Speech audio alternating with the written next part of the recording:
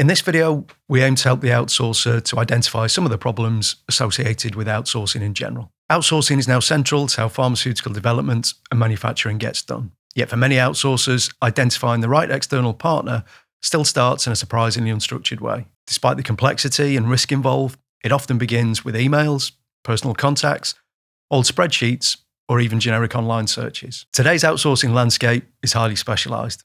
Different stages of development require different capabilities.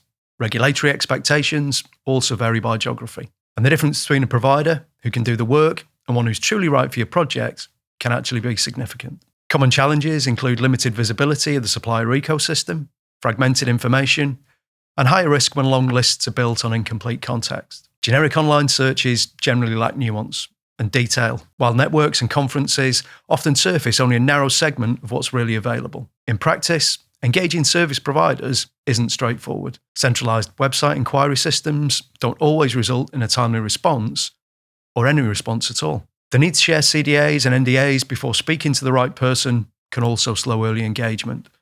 And there's no guarantee that your project will be relevant to the provider. So outsourcers are often waiting for clarity, chasing updates, and track scattered responses across multiple channels. The real challenge isn't finding a supplier or consultancy support, it's knowing where to start, with confidence and without a protracted, costly, frustrating process. Outsourcers need clarity. They need structure and a way to understand the landscape objectively. This is the problem that Pharma Services Hub was created to solve.